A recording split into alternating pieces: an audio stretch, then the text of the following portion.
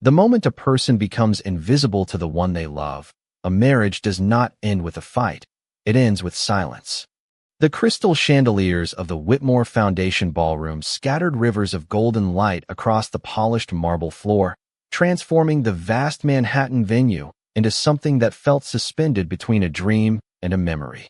Beyond the floor-to-ceiling windows, the city shimmered beneath the spring night sky, its countless lights stretching toward the horizon like stars that had fallen to earth. Naomi Carter Whitmore stood near the grand staircase, her fingers lightly brushing the stem of a champagne glass she had barely touched all evening. At 34, she carried herself with the quiet confidence of a woman who no longer needed validation to understand her worth. Her deep brown skin glowed beneath the chandelier light, and the elegant emerald gown she wore seemed to move like liquid silk whenever she shifted her weight. The guests smiled at her. Many greeted her warmly. Several influential philanthropists stopped to thank her for helping organize yet another successful fundraising gala. Yet strangely, despite the crowd surrounding her, Naomi felt alone. Across the ballroom, Ethan Whitmore commanded attention without effort. The billionaire CEO stood at the center of a circle of investors, politicians, and media executives, his tailored black tuxedo fitting him with the effortless perfection of a man accustomed to power. At 39, Ethan had become one of the youngest billionaires in America. Business magazines praised his vision. Financial analysts admired his instincts. Competitors feared his ambition. Tonight, as always, he looked completely in control. The sight should have filled Naomi with pride. For years, it had. She remembered the cramped apartment where they had once shared instant noodles while dreaming about impossible futures. She remembered balancing budgets on a second-hand laptop while Ethan worked through endless nights building his company. She remembered believing they were partners. A team. A family. The orchestra shifted into a softer melody. Guests drifted toward their assigned tables. The evening's keynote presentation had ended successfully, and now conversations flowed freely beneath the warm glow of crystal light. Naomi watched Ethan laugh at something one of the investors said. His smile looked genuine, relaxed, the kind of smile she rarely saw anymore. An unfamiliar ache settled quietly inside her chest. Not pain, not anger, just absence, like standing in a room where music had stopped playing without anyone noticing. The master of ceremonies approached the microphone near the stage. "Ladies and gentlemen," he announced with a grin, "before we conclude tonight's celebration, I have one question for our host." Laughter rippled through the audience. Several guests turned toward Ethan. The CEO raised an amused eyebrow.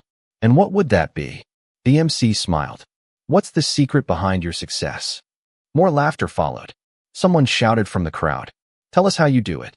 Ethan accepted the microphone. The ballroom quieted instantly. He glanced around the room with practiced confidence. "I wish I had some magical answer." The audience chuckled. But honestly, he paused. The truth is simple. Naomi felt herself watching him more closely. Perhaps because she suddenly wanted to hear the answer too. Ethan smiled. "You learn that every system works because people are replaceable." A few investors nodded. The comment sounded like standard corporate wisdom. Nothing unusual. At first, you hire the best people. He continued. If someone leaves, you find another. More nods. More smiles. Then his gaze drifted casually across the room. Past the board members. Past the donors. Past the journalists. Until it landed on Naomi. For a brief moment, their eyes met. His smile widened slightly. "That's true in business." A few guests laughed. And honestly, he lifted one shoulder. "It's true in life too." The room remained relaxed. No one sensed danger. No one noticed the subtle shift. "No matter who leaves," Ethan said lightly, "life goes on." The investors laughed again. "And if Naomi decided to leave tomorrow?" He gestured toward his wife with a playful smile. "I'd survive." The crowd erupted with polite laughter. Someone raised a glass. Another guest joked about sleeping on the couch. The ballroom sparkled with amusement. But Naomi heard something else. Not the joke, not the laughter, the truth hiding underneath both. For 12 years she had stood beside him. For 12 years she had defended him, supported him, believed in him. And in a single sentence, she realized something terrifying. Ethan no longer saw her. Not really. To him, she had become permanent furniture in a beautiful life. Useful, reliable, expected, Replaceable. Naomi smiled.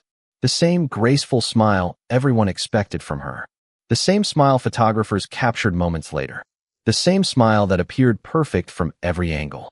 No one noticed her fingers tighten around the champagne glass. No one saw the crack forming beneath the surface. And certainly no one noticed that, in that glittering ballroom filled with wealth and applause, a marriage had just begun to die. Because sometimes the most devastating heartbreak doesn't arrive as a betrayal. Sometimes it arrives disguised as a joke. And everyone laughs except the person whose heart has just been broken. The most dangerous people are not the ones who scream when they're hurt. They are the ones who quietly stop reminding you that they matter.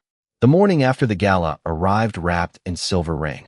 Manhattan's skyline disappeared behind a veil of mist as droplets traced slow paths down the floor-to-ceiling windows of the Whitmore penthouse. The city looked softer from above, almost fragile, as if even New York itself had decided to lower its voice. Naomi stood alone in the kitchen before sunrise. The marble countertops gleamed beneath warm pendant lights. A fresh pot of coffee brewed quietly. The scent filled the room. For 12 years, mornings had followed the same rhythm. Coffee, breakfast, a quick review of Ethan's schedule, a reminder about appointments he would inevitably forget. Small invisible acts that no one noticed because they were always done. Today felt different. Not because anything had changed, because she had finally stopped pretending it hadn't. Her reflection stared back at her from the dark kitchen window. Calm, composed, beautiful, and exhausted. Not physically, emotionally. The exhaustion of carrying something heavy for so long that everyone assumes it weighs nothing.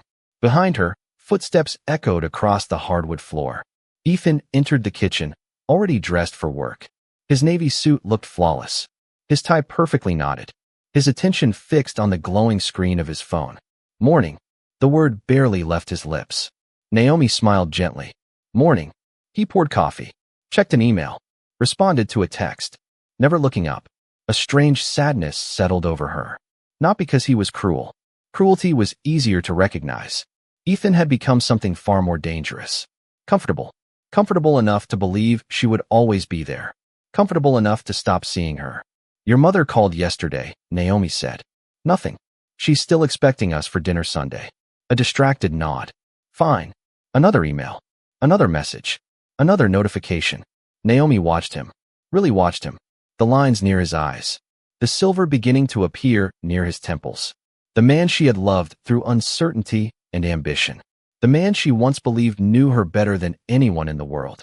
She wondered when they had become strangers living inside the same beautiful life. You were funny last night. Ethan finally glanced up. A smile touched his lips. The gala. The joke. Recognition flashed briefly in his eyes. Then amusement. Oh, come on, Naomi. He laughed softly. It was a joke. The words landed exactly where she expected them to. A joke. The universal shelter for uncomfortable truths. She nodded. Of course. He relaxed immediately. Discussion over. Problem solved. Or so he believed. The silence that followed felt enormous. Years ago, Naomi would have continued. Explained her feelings. Fought for understanding. Asked him to listen. Asked him to care. Today she simply sipped her coffee. Outside, rain slid down the glass. Inside, something quietly shifted. Later that afternoon, Naomi attended a board meeting for the Carter Foundation, the educational nonprofit she had spent years building alongside her responsibilities as Ethan's wife. Most people associated her with charity galas and social events. Very few knew how deeply involved she was. Fewer still understood that many of the Whitmore Foundation's most successful community programs had started as ideas scribbled in her notebooks. As she entered the conference room, conversations immediately brightened. Naomi, we've been waiting for you. Thank God you're here. A dozen smiles greeted her. Not because she was wealthy. Not because she was Ethan Whitmore's wife. Because she mattered. The realization struck her unexpectedly. Here, people listened when she spoke. They valued her opinion. They remembered her contributions. For the first time in months, she felt something loosen inside her chest. The meeting lasted 3 hours. When it ended, one of the directors stopped her near the elevator. A distinguished older woman named Helen Brooks. Can I tell you something? Naomi smiled. Of course. Helen hesitated, then said quietly, You spend so much time helping everyone else shine. Naomi laughed softly. That's part of the job. No. Helen shook her head. That's who you are. The older woman studied her carefully. And one day people are going to realize just how much disappears when you're no longer carrying it. The words followed Naomi all the way home. That evening, she found Ethan in his study overlooking Central Park. The room glowed with soft amber light. Awards lined the shelves. Photographs documented milestones worth billions. The empire he had spent a lifetime building. Ethan never noticed her standing in the doorway. His attention remained fixed on a video conference. Quarterly projections. Expansion plans. Acquisition strategies. Numbers. Always numbers. Naomi's gaze drifted toward a framed photograph sitting beside his desk. The picture had been taken 13 years earlier. Two young dreamers standing outside a tiny apartment building. No wealth. No status. No empire. Just hope. Ethan ended the call, finally noticing her. Everything okay? She looked at the photograph, then at the man she barely recognized, and smiled. A beautiful smile. A heartbreaking smile. Everything's fine. Because she suddenly understood something with absolute clarity. The marriage wasn't being destroyed by one cruel comment or one careless joke. It was being eroded by 1,000 moments of indifference. And for the first time in 12 years, Naomi Carter Whitmore stopped trying to save it alone. People rarely notice the weight someone carries for them. They only notice when that weight suddenly disappears. The change began so quietly that Ethan Whitmore didn't recognize it at first. On Monday morning, he arrived at the headquarters of Whitmore Global 15 minutes late. Not because of traffic, because nobody had reminded him about the breakfast meeting he had forgotten was scheduled before sunrise. The investors were polite, professional, understanding, but Ethan hated being late. He blamed his assistant, his calendar, the city, anyone except the truth. The truth was standing 3 miles away in a sunlit conference room, reviewing scholarship applications with a peaceful smile on her face. For 12 years, Naomi had remembered everything he didn't. And now she had stopped. By Tuesday, another small crack appeared. A charity partner called Ethan directly. Apparently, an important fundraising event had lost 2 major sponsors. Normally, Naomi would have seen the warning signs weeks earlier. She always did. She knew which donors were unhappy, which families needed attention, which relationships required care. The details that never appeared on spreadsheets. The details that quietly held everything together. Ethan spent most of the afternoon fixing a problem he never should have had. By Wednesday, he was irritated. By Thursday, he was exhausted. By Friday, he was angry. Not at Naomi. At the strange feeling that his perfectly organized life was becoming increasingly difficult. That evening, he returned home later than usual. The penthouse was silent. No music. No candles. No dinner waiting beneath silver covers. The dining table stretched across the room like an empty stage. For the first time, Ethan realized he couldn't remember the last meal they had shared without phones, meetings, or interruptions. Naomi sat near the window reading a book. The Manhattan skyline shimmered behind her. She looked peaceful, a kind of peaceful he hadn't seen in years. "You're quiet lately," Ethan said. She lifted her eyes from the page. A gentle smile. "I suppose I am." He waited, expecting more. An explanation. A complaint. An argument. Nothing came. She simply returned to her book. The conversation ended before it had even begun. A strange discomfort settled inside him. Not because she was angry, because she wasn't.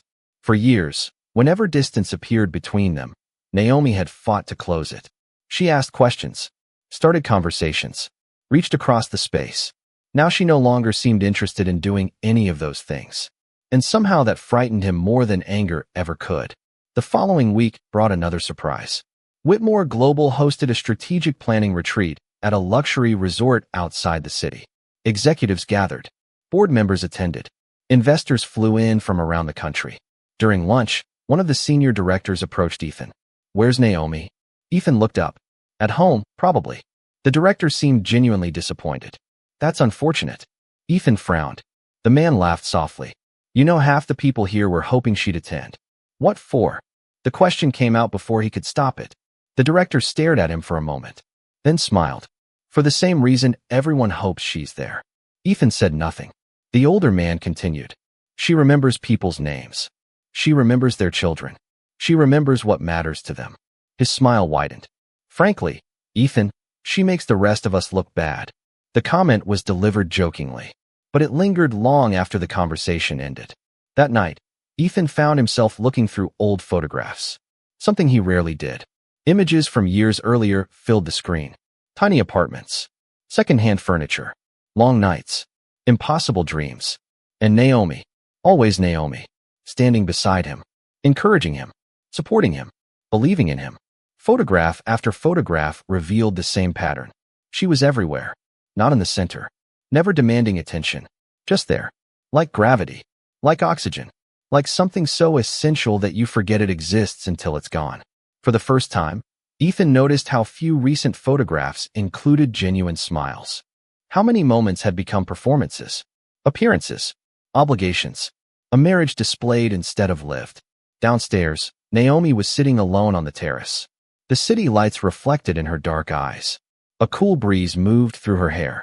She looked toward the horizon, toward possibilities, toward a future she had not yet fully imagined. And for the first time in years, she wasn't asking herself how to save Ethan. She wasn't asking how to save the marriage. She wasn't asking how to make herself more visible. Instead, she was asking a different question. A dangerous question. A liberating question. What would happen if she finally started choosing herself? Inside the penthouse, Ethan stared at a photograph taken 13 years ago. Outside, Naomi stared at the Manhattan skyline. Neither of them knew it yet. But the moment a woman stops fighting to be valued, the countdown to her departure has already begun. The end of a marriage rarely begins with a slammed door. More often, it begins with silence. The kind of silence that settles gently into every room until one day it becomes impossible to remember what laughter sounded like. October arrived with crisp air and golden light. Manhattan glowed beneath autumn colors. Outside, the city looked beautiful. Inside the Whitmore penthouse, something had already died. Ethan felt it everywhere. In the empty spaces between conversations. In the absence of small reminders. In the way Naomi smiled politely before returning to her own world. She was still there, and yet somehow she wasn't. That was the part he couldn't understand. One Friday evening, Ethan arrived home carrying tickets to a private concert. Years ago, Naomi would have loved the surprise. She loved music. She loved experiences. She loved sharing moments together. At least she used to. "I got us tickets for tomorrow night," Ethan said. Naomi glanced up from her laptop. "Oh," a pause.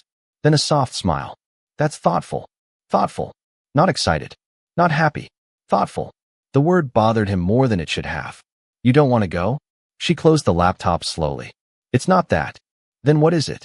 Naomi studied him carefully. For a moment, Ethan thought she might finally say everything. All the frustrations. All the disappointments. All the things he had failed to notice. Instead, she simply shook her head. "I'm tired, Ethan." And somehow those 3 words carried years of exhaustion. Not physical exhaustion. Soul exhaustion. The exhaustion of loving someone who had stopped paying attention. The next morning, Naomi left before sunrise. No explanation. No schedule shared. No details. By noon, Ethan found himself wondering where she was. By evening, he was checking his phone every 15 minutes. At 10 o'clock, she finally returned. Relaxed. Happy. Alive in a way he hadn't seen recently. Something about that unsettled him. "What did you do today?" Naomi removed her coat. "I spent time with friends." Friends. Such an ordinary answer. Yet Ethan suddenly realized he knew almost nothing about her life anymore. He didn't know who she spent time with, what books she was reading, what dreams she still carried, what plans she had for the future. For years he had assumed she would always be there. And assumptions are dangerous things, because they make gratitude disappear. Weeks passed. The distance widened. Then came the morning that changed everything. It began like every other weekday. Gray skies, coffee brewing, traffic moving beneath the windows. Ethan woke first. The other side of the bed was empty. He assumed Naomi was downstairs. Then he noticed the closet. One section stood completely vacant. The hangers were gone. The dresses were gone. The shoes were gone. The air left his lungs. Slowly, quietly, as though his body already understood what his mind refused to accept. He walked downstairs. The penthouse felt strangely large, strangely hollow. Then he saw it. A small velvet box resting on the dining table. Beside it sat a handwritten letter. His hands trembled before he even touched it. The wedding ring lay inside. 12 years reduced to a circle of gold. The same ring he had slipped onto her finger beneath summer sunlight. The same ring she had worn through every success, every struggle, every sacrifice, every disappointment. And now it rested alone beneath the morning light. Ethan unfolded the letter. The message was short, because some endings no longer require explanations. Ethan, I spent years trying to convince you that I mattered. Then I realized something. People should never have to beg to be seen. I don't hate you. I don't blame you. But I can no longer disappear inside a life where I am appreciated only after I'm gone. Take care of yourself. Naomi. That was all. No accusations. No anger. No revenge. Just dignity. Just truth. Just goodbye. For nearly an hour, Ethan remained seated at the table, unable to move, unable to think. The penthouse felt different now. The silence felt different. Because this time it wasn't temporary. This time it wasn't distance. This time it was absence. Real absence. Permanent absence. And for the first time since that joke at the gala, Ethan finally understood the difference between someone being quiet and someone being gone. Outside, New York continued moving. Millions of people rushing toward meetings, dreams, and destinations. Somewhere among them, Naomi Carter Whitmore was beginning a new chapter, not as a billionaire's wife, not as someone's supporting character, but as the woman she had always been. And sitting alone beside a wedding ring on an empty table, Ethan Whitmore experienced a realization that arrived far too late. The person he had called replaceable had just walked away. The first week after Naomi left, Ethan convinced himself she needed space. The second week, he told himself she would call. By the third week, he stopped making excuses. Because reality has a way of arriving slowly. Then all at once, at Whitmore Global, problems began appearing everywhere. Not catastrophic problems. Not headline-making disasters. Something worse. Small failures. The kind that expose foundations. A major charity partner quietly withdrew from a multi-million-dollar initiative. An annual fundraising gala lost 3 of its biggest sponsors. 2 board members postponed strategic meetings without explanation. Nothing dramatic. Nothing obvious. Yet each loss felt strangely connected. At first, Ethan blamed bad timing. Market conditions. Shifting priorities. Corporate politics. Then he started hearing the same name. Again. And again. And again. Naomi. The realization arrived during a lunch meeting with a longtime donor. A woman in her 70s who had supported Whitmore Foundation projects for years. Ethan expected a routine conversation. Instead, she offered him a sympathetic smile. I miss your wife. The comment caught him off guard. We're separated. The woman nodded gently. Yes, I heard. An awkward silence followed. Then she added something that refused to leave his mind. Naomi was the reason many of us stayed involved. Ethan blinked. What do you mean? The woman laughed softly. Oh, Ethan. There was no cruelty in her voice. Only pity. The kind of pity successful people rarely experience. Your wife remembered birthdays. She smiled. She called when our families were struggling. Another smile. She knew our children by name. A pause. She made people feel seen. The words landed harder than any accusation. Because they were true.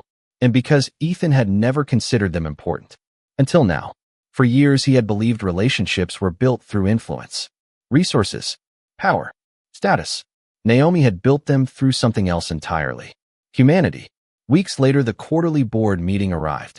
The atmosphere felt different. Colder. More cautious.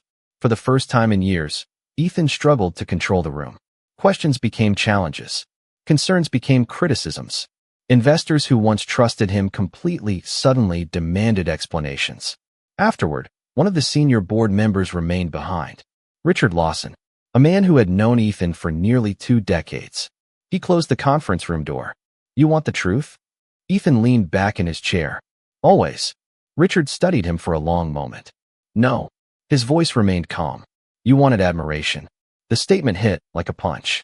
Richard continued. You thought people followed you because of your success. The older man shook his head. They followed because Naomi made you worth following. Silence filled the room. Heavy. Unavoidable. Ethan wanted to argue. Wanted to defend himself. Wanted to reject the idea entirely. But he couldn't. Because every recent failure pointed toward the same conclusion. The empire remained standing. Yet something essential had vanished. And everyone except him had noticed long ago. That night, Ethan returned to the penthouse. The city lights reflected across the floor-to-ceiling windows. 12 years earlier, those lights had felt like victory. Now they felt empty. The dining table remained untouched. The wedding ring still rested inside the velvet box, exactly where Naomi had left it. Sometimes he caught himself staring at it for minutes, as if looking long enough might somehow reverse time, as if regret possessed magical powers. It didn't. Regret only arrives after opportunity has expired. Unable to sleep, Ethan wandered through rooms he rarely entered. Eventually, he found himself standing inside Naomi's former office. Most of the shelves were empty now.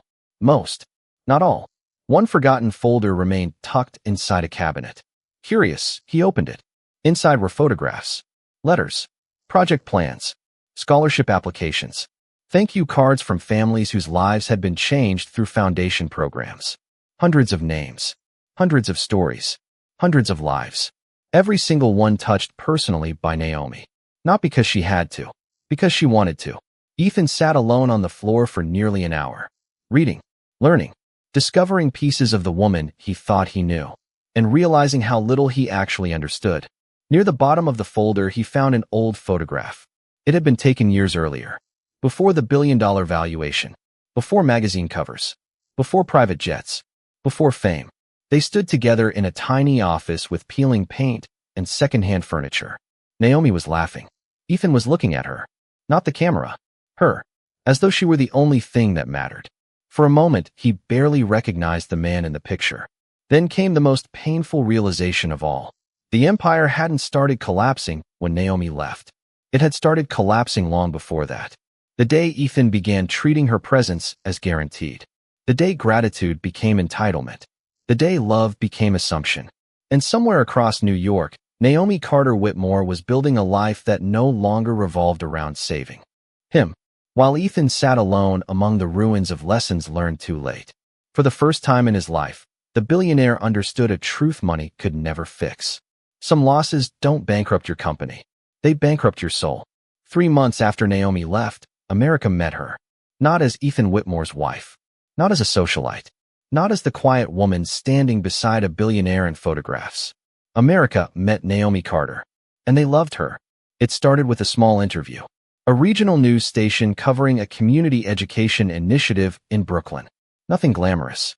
Nothing designed to go viral. Just a story about a woman helping expand scholarship opportunities for underprivileged students. The reporter expected a 5-minute segment. Instead, something unusual happened. People watched. Then they shared it. Then they watched it again. Because authenticity is rare. And rare things attract attention. By the end of the week, millions of people had seen the interview. Naomi never spoke about herself. That was the remarkable part. She spoke about teachers, students, single parents, dreams, possibilities. Every answer redirected attention towards someone else. The internet noticed. Comment sections filled with the same observation. She seems different. She seems real. She seems kind. Soon invitations arrived from everywhere.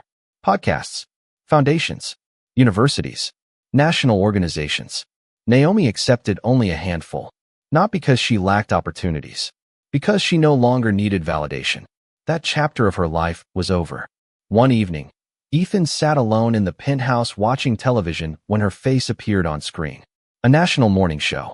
The host smiled warmly. Millions of people have become inspired by your work. Naomi laughed softly. I hope they're inspired by the people doing the hard work. The audience applauded. Ethan couldn't look away. Something about her seemed lighter. Not happier exactly. Freer. Like someone who had finally stopped carrying a weight nobody else could see. For years he had believed he gave Naomi her world. Now he was watching her build one without him. And it was larger than he ever imagined. The months that followed only intensified the contrast. Whitmore Global continued struggling. Not collapsing, but struggling. Momentum disappeared. Partnerships weakened. The company survived because of its size. Yet the magic was gone. Meanwhile, Naomi's influence expanded. The Carter Initiative became one of the fastest-growing educational nonprofits in the country. Corporate leaders sought her advice. Universities honored her contributions. Community leaders praised her vision. Everywhere she went, people listened. Not because she demanded attention, because she earned respect. One snowy December evening, Ethan attended a charity dinner in Chicago. He almost declined the invitation. Then he saw the guest list. Naomi Carter, For a long time, he stared at her name. Part of him wanted to stay home.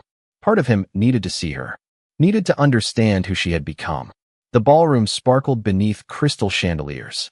Hundreds of influential guests filled the room. Ethan arrived quietly. For once, he wasn't the center of attention. He barely noticed, because everyone's attention was focused somewhere else. Naomi. She stood near the stage wearing a simple black gown. Elegant, confident, radiant. Not because of the dress, because of the peace she carried. People surrounded her constantly. Educators, business leaders, politicians, students. Everyone wanted a moment, a conversation, a photograph, a handshake. Ethan watched from across the room, and for the first time, he saw her the way the rest of the world saw her. Not as an extension of himself, as a force all her own. The event's keynote speaker eventually stepped onto the stage. The room quieted. Then came an unexpected announcement. Tonight, the speaker said, we recognize a leader whose impact has transformed thousands of lives. A large screen illuminated behind him. Photographs appeared. Scholarship recipients. Families. Schools. Communities. And at the center of every story stood Naomi. The audience rose before her name was even announced. A standing ovation. Hundreds of people. Then thousands watching online. Applauding. Cheering. Celebrating. Naomi looked genuinely surprised. Almost embarrassed. As she walked toward the stage, Ethan remained frozen in his seat. Because he remembered another room. Another stage. Another audience. The gala where people had laughed when he called her replaceable. Tonight nobody was laughing. Tonight the world was answering that joke. Not with anger. Not with revenge. With proof. The applause continued long after Naomi reached the podium.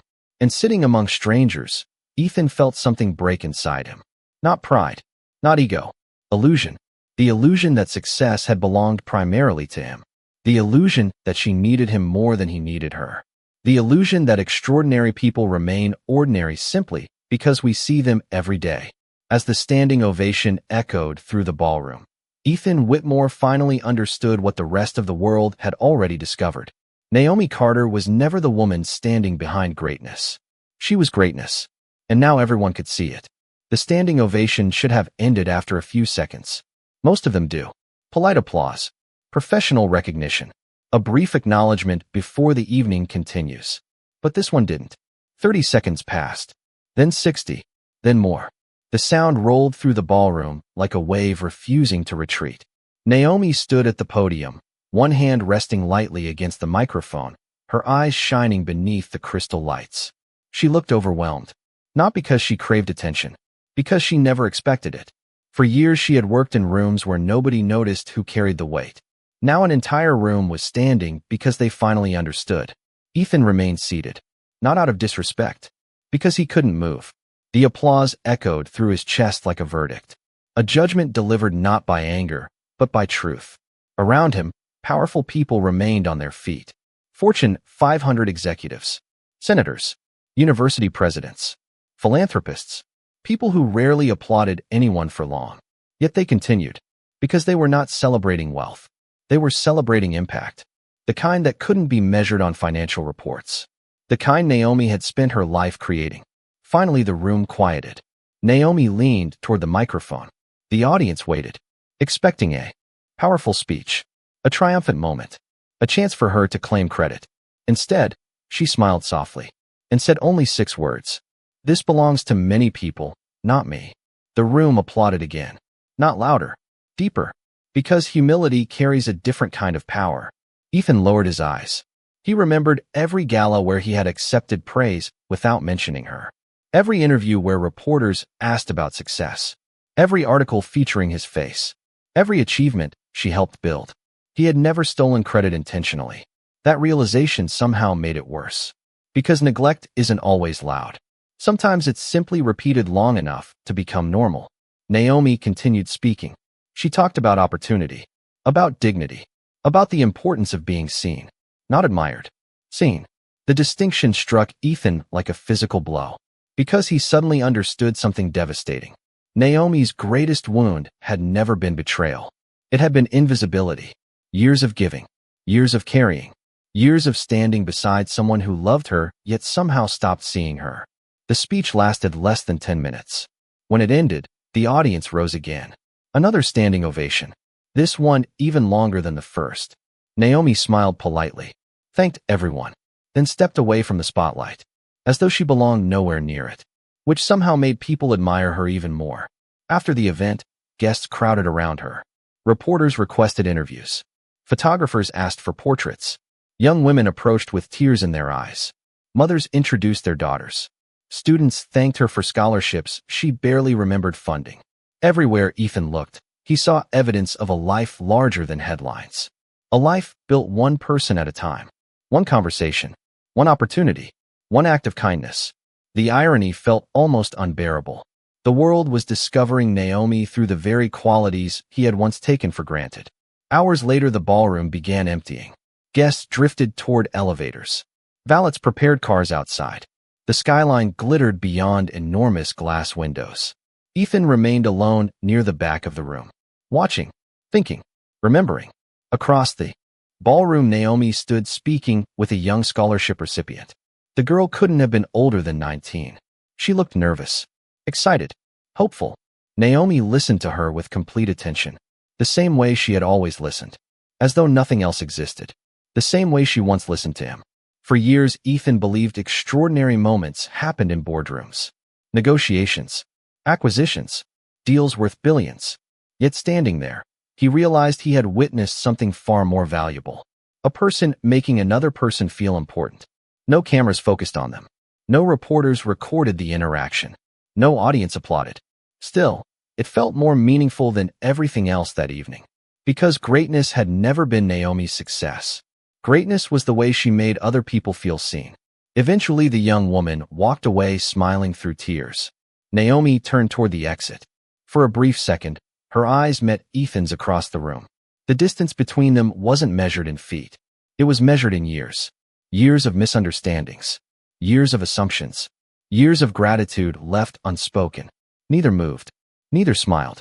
Neither looked away immediately. There was no anger in Naomi's expression. No triumph. No revenge. Only peace. And somehow that hurt more. Because peace meant she no longer needed anything from him. Then she nodded politely. A gesture she might offer any acquaintance. Any stranger. Any former chapter of her life. And she walked away. The ballroom doors closed behind her. Ethan stood alone beneath the fading gala lights, listening to the silence she left behind. For the first time since she walked out of their marriage, he understood the full truth. Losing Naomi hadn't been the consequence. It had been the lesson, and he was only beginning to learn it. The question arrived 6 months later. Not during a gala. Not in a ballroom filled with cameras. Not surrounded by applause. It arrived in silence, which somehow made it more powerful. Winter had settled over Manhattan. Snow drifted against the glass walls of Ethan Whitmore's penthouse. The city below shimmered beneath thousands of lights. Beautiful, distant, cold.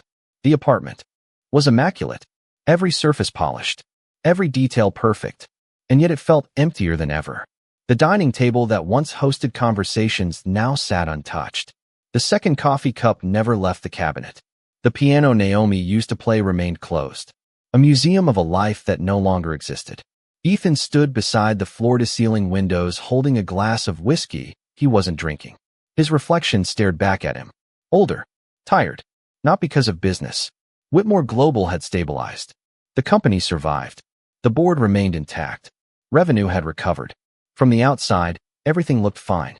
But some forms of loss don't appear on balance sheets. They settle somewhere deeper. And stay there. His phone vibrated. A message from Richard Lawson, the same board member who once told him the truth. There was only a single link. A televised interview. Naomi. Ethan hesitated, then opened it. The studio was simple. Warm lighting. Comfortable chairs. No dramatic music.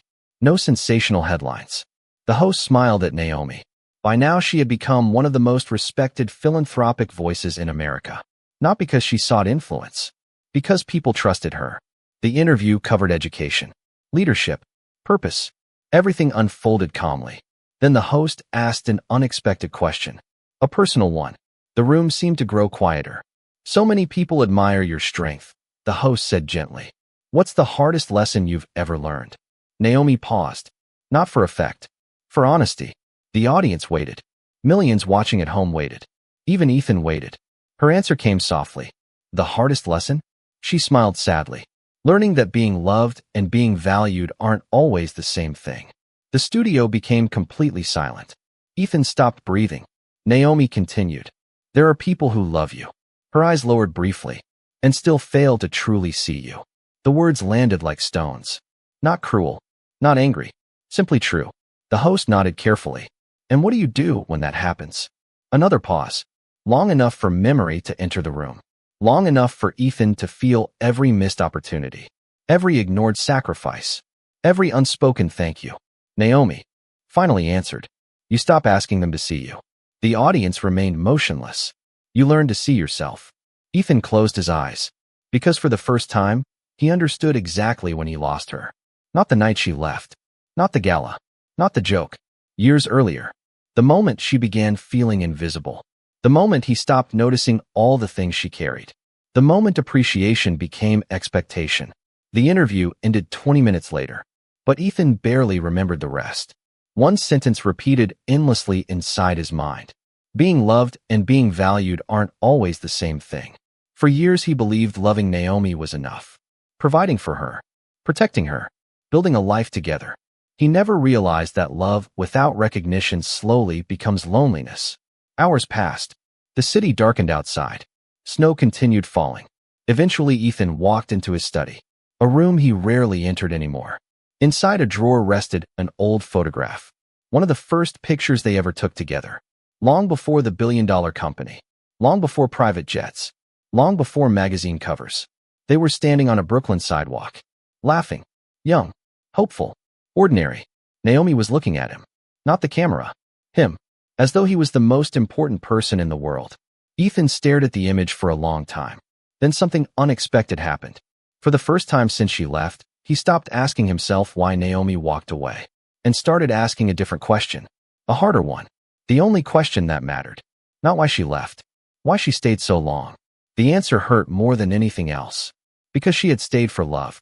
She had stayed through disappointment, through neglect, through loneliness, through years of feeling unseen. She stayed because she believed he would eventually notice. And when she finally realized he wouldn't, she chose herself. Ethan sat alone in the quiet study while snow covered the city beyond the glass. The photograph rested in his hands. And for the first time, he asked the question that would haunt him forever. Not how do I get her back? Not does she still love me? Not can I fix this? Only one question. The question every regret eventually becomes. How did I fail to recognize the most extraordinary person in my life while I still had the chance?